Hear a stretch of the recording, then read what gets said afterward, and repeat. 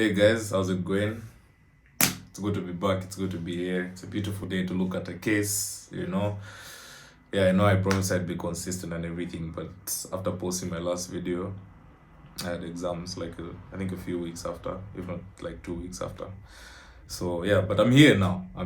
Trying to be consistent and everything. So yeah. For those people that already know about the channel, for those people that are already subscribed to the channel, for those people that are already liking, commenting and everything like that, I appreciate you so much. Welcome back to this video. And for those people that are not yet subscribed to the video, the people that are new here, the people that haven't hit that bell or liked or anything like that, welcome to my YouTube channel, Case Lord Oliver Alpha. Yeah, my name is Oliver, and yeah, we just come on here to discuss cases, Zambian case law to be specific, and break them down as much as possible. For more information about that, you can go to my introductory video. I'll leave it in the description below, so you can go watch that. So yeah, without further ado, let's get into the video. Christine Mulundika and 7 others versus the people. No, wait, before we get into the video, I've got some bad news, guys. If you remember in my last video, I announced that we'll be having a guest on here today, but unfortunately that guest wasn't able to come.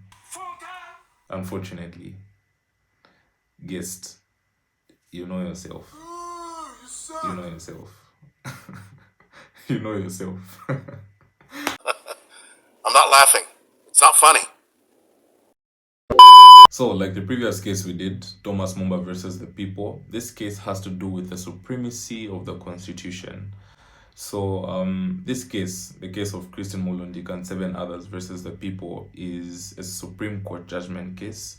It came from the High Court, but it was presented to the Supreme Court. So, Christine Mulundika and the 7 others were challenging certain provisions of the Public Order Act, especially Section 5, subsection 4, which provided that where one wanted to have or hold a peaceful procession, they needed to have a permit. They needed to be permitted by the police. They argued that this provision in question was in conflict with Article 20 and 21 of the Constitution. Article 20 of the Constitution provides for the freedom of expression, and Article 21 of the Constitution provides for the freedom of assembly and association. In the High Court, it was held that the Public Order Act was not in contravention of the Constitution.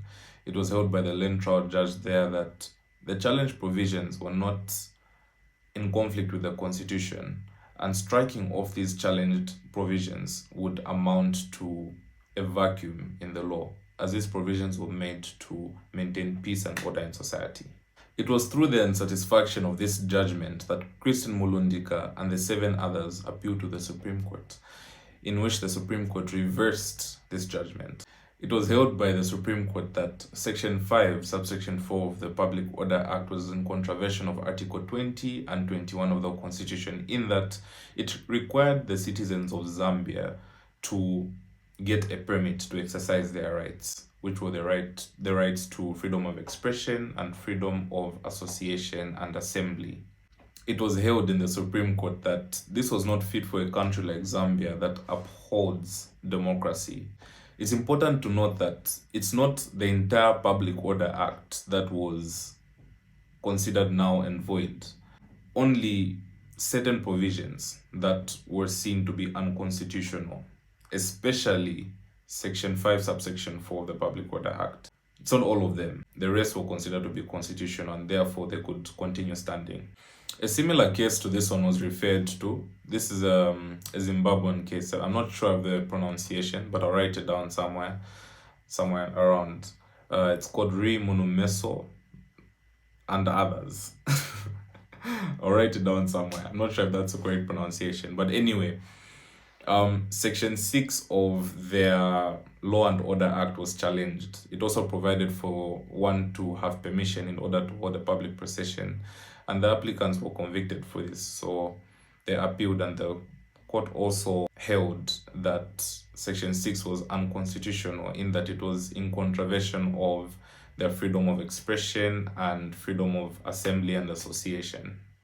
So, in a nutshell, the Supreme Court held that rights conferred by the Constitution were not to be stopped, but rather regulated.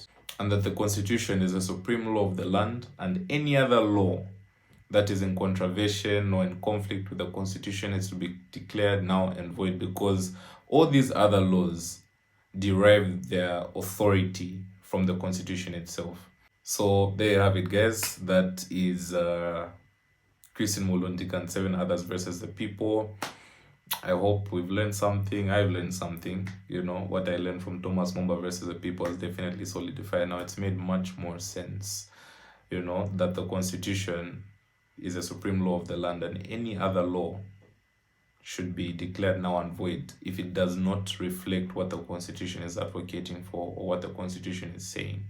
For our next case, we'll be looking at the Attorney General and MMD versus Lewanika. That's not the full citation of the case. It's got a very long, citation, a very long name. So I will give the full citation of the case in the actual video, like I have done for this one. So yeah, thank you for joining me here. Thank you for watching. Peace out.